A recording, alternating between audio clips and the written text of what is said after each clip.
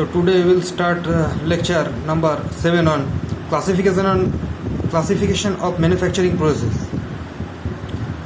As you can see, so we will start that there are 6 basic classification of manufacturing process. The first one is metal casting or molding. Now this process of metal casting, it is of actually two types. So number one is expandable mold and secondly permanent mold. Okay, so next process is metal forming and searing. It is of different many types like rolling, forging, extrusion, drawing, sheet forming, and lastly powder metallurgy. The third classification is a material removal machining process. It can be broadly classified into two types: the conventional and the non-conventional or the advanced process. The different types are turning, boring, drilling, fourth one is milling, then planing, shaping, broaching and grinding. You must have rough idea about this process, about the conventional machining process. Now next we come to the advanced process. The advanced process are as given here. Firstly ultrasonic machining, then chemical machining, electric discharge machining, abrasive flow machining, abrasive jet machining AJM, abrasive water jet machining, electrochemical machining ECM. It is very common process. High energy beam machining HBM and laser beam machining. Okay, we will discuss about this process in detail in later lectures. Here as you can see the different classification of the non-conventional machining process. Okay, the energy type, the mechanics of material removal, the energy source and the process. Okay, so in case of mechanical energy, the energy material removal is plastic shear. The conventional processes, okay, the mechanics of material removal are of two types. One is plastic shear and another is erosion. In plastic shear, the energy source is mechanical motion of the tool.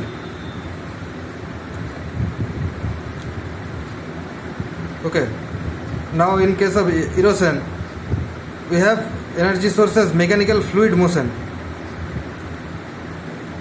Examples are abrasive jet machining and USM. The second type is electrochemical machining. You can see the material removal takes place by ion displacement.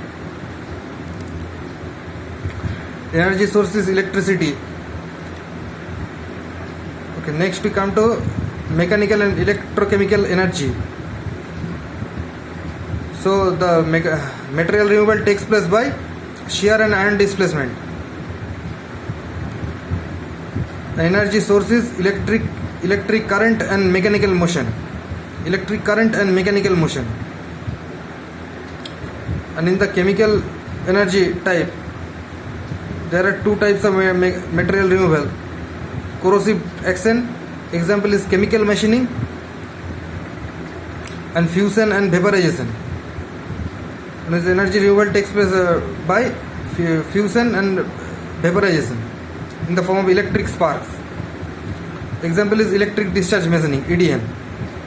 This is a highly useful process in industries. And the last form of energy is the thermal energy.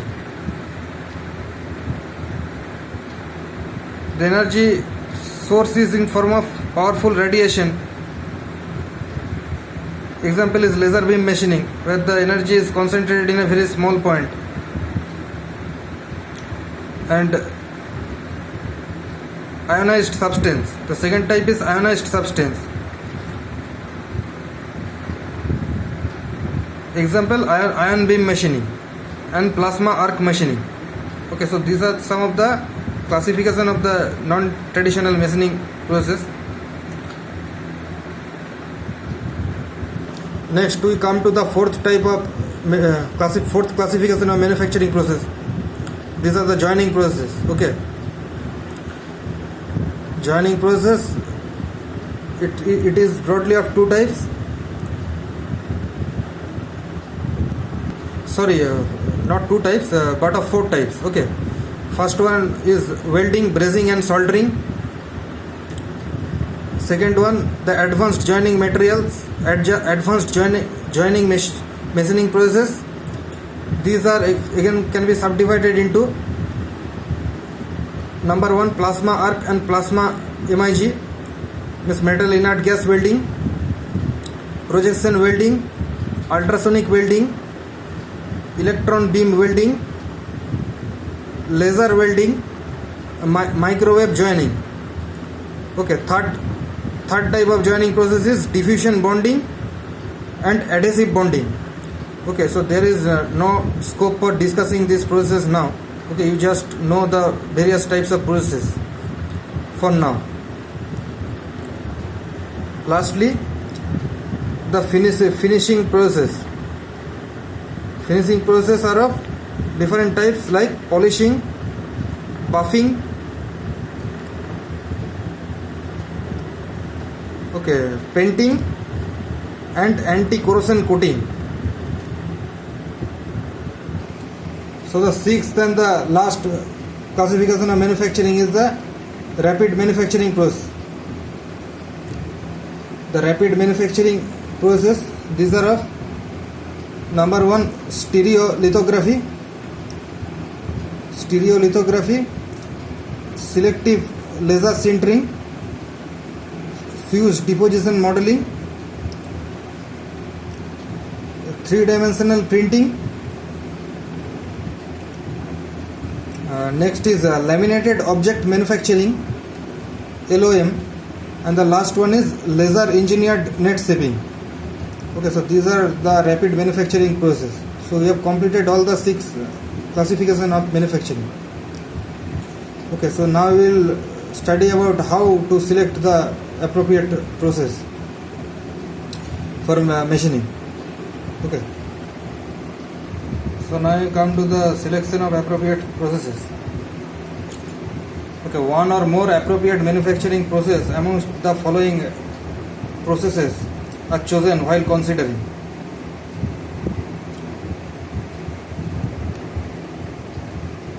That means the previously discussed manufacturing processes are to be selected on the basis of these parameters. Okay, number one is the design requirement. Secondly, resource availability. That means the financial restraints. Third is the process capability. Fourth is the feasibility of the process. Fifth one is the available skills. Okay, the technical know-how, the manpower, the skill of the manpower. And the last but not the least is the time. So now let us consider an example of a manufacturing product. This I have drawn a rough diagram of a hydraulic manifold. Okay, this is an example of a product, manufacturing product. As you can see, this is a very rough diagram. As you can see, there are housings for valves, fittings, hoses. Okay, a large number of housings are there. It reduces in great extent the IV considered heart of the hydraulic system. It resembles the integrated circuit of a system. Integrated circuit. It is a machined component generally made up of mild steel on which valves, fittings and hoses are fitted. The machines required for processing this component would be number 1, as you can see, power bands for cutting. I hope you remember the figure. Number 2 is milling or planing for sizing. Third point is drilling or CNC machining. Fourth point is surface grinding machine for finishing. And last, a test rig for testing after all its subcomponents are assembled. To manufacture the part, the preferred sequence of machining is as given. Number 1, cutting of the required billet. Billet is the large cylindrical rod. Secondly, milling it to the size, adding some grinding allowance of plus 2 millimeters. So the second point is milling it to the size. Third point is drilling, counterboring and tapping. You have earlier seen the various, there are provision for various drilling processes also. Counterboring it's done after drilling process, okay, and tapping for finishing the hole. Fourth point is honing. This is the super finishing process. Fifth one is grinding, and last is assembly and testing. Okay, so this is the sequence to be followed. Here you can see the processing summary. Okay, the first sequence, the first machining sequence was cutting. Okay, now cutting, the finish required is in millimeters. The finish required is in millimeters, and equipment used in the tooling is power hacksaw and vernier calipers. Secondly, for the milling machining process, the size control is in millimeters. Okay, and the surface roughness is of the range of 0.3 to 0.5 microns. The equipment required is milling machine and also vernier for measuring the roughness value. A third is drilling, that the size control is also in millimeters, and the surface roughness is of the range of 0.3 to 0.5 microns. The equipment required is drilling, radial drilling machine or CNC drilling machine. Next, come to grinding. The size control.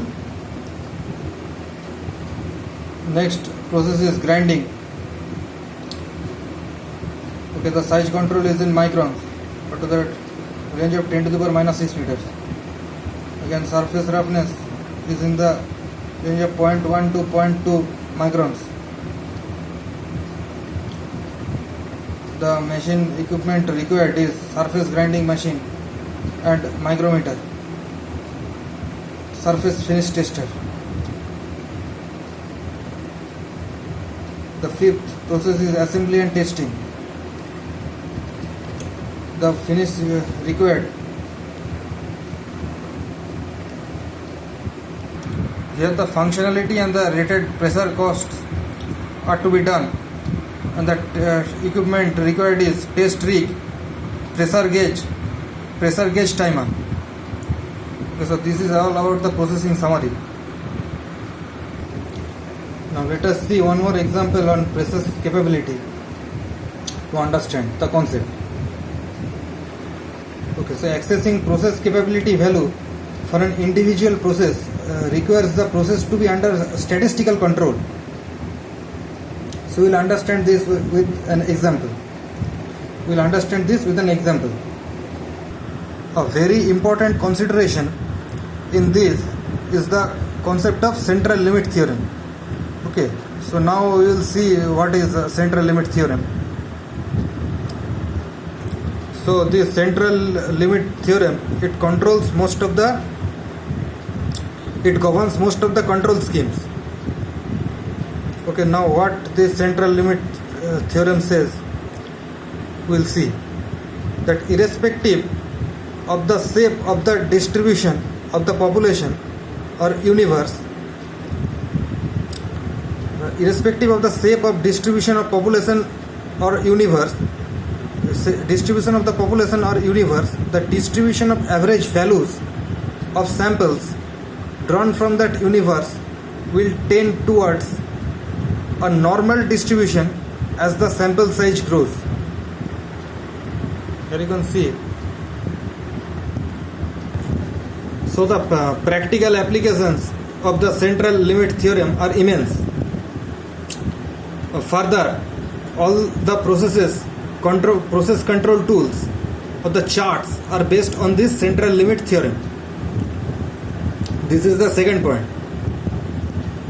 Thirdly, the processes have controllable causes and special causes present in them.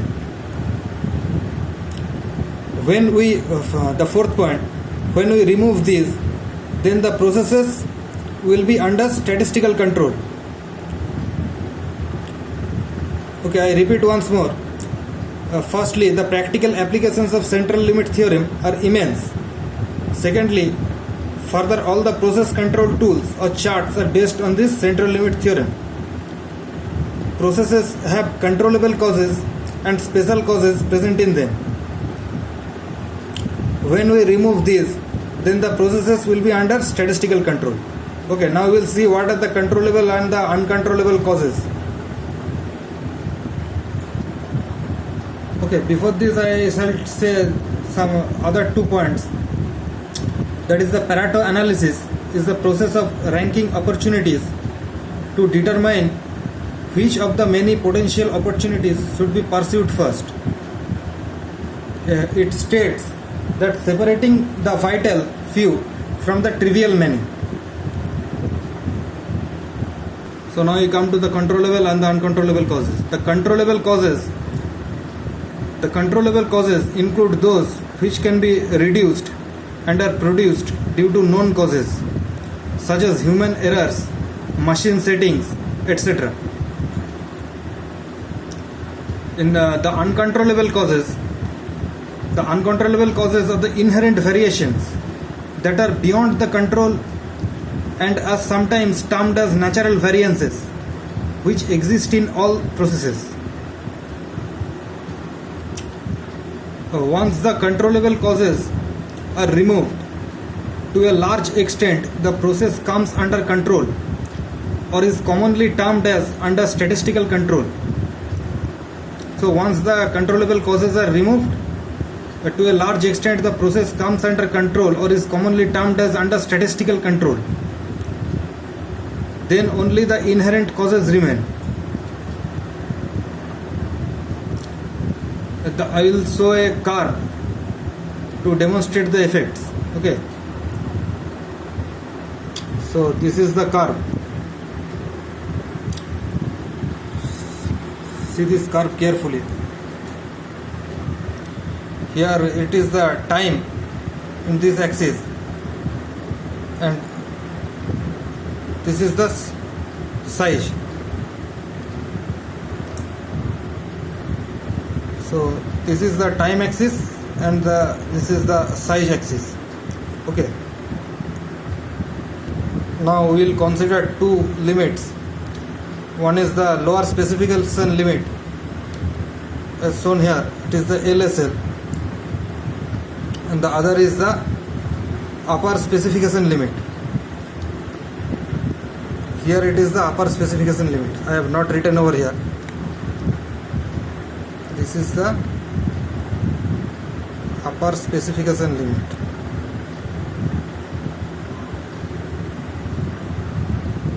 Now for the process to be under complete statistical control, it has to be between these 2 limits, USL and LSL. Now you can see these curves. These curves are not between these 2 limits. Okay, these curves, this curve you can see, it may look like it is between this limit, but it goes away from this line. So these curves are not within the specified limits. As you go up, you can see these curves also. The amount of variation actually decreases as we go up. So these processes are in control. These processes are in control, but it is not capable. It is in control, but not the process is not capable. So the variation from the common causes is excessive. In the case of this car, 1, 2, 3 and 4. 1, 2, 3. These three curves. The variation is excessive. Whereas in the case of this car, so if you see this car, this process, the variation is very less. So this process is under control and is capable.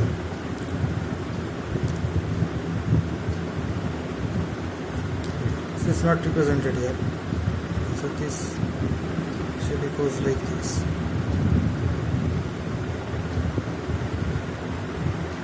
So in case of this car, the process is in control and capable, and the variation from the causes is reduced. So this process is under statistical control. I am saying in this case of this car. Now one way of ascertaining that the process capability is through its measurement. For this, the commonly used indices are CP and CPK. CP simply makes a direct comparison of the process to the engineering requirements, and assuming the process distribution to be normal and the process average exactly centered between the engineering requirements. A CP index of 1 would give a capable process. However, to allow a small room for process drift, the generally accepted minimum value of CP is 1.33. It can be demonstrated with the help of this curve. As you can see, the curve is between these two limits. Okay, but it slightly deviates from these limits.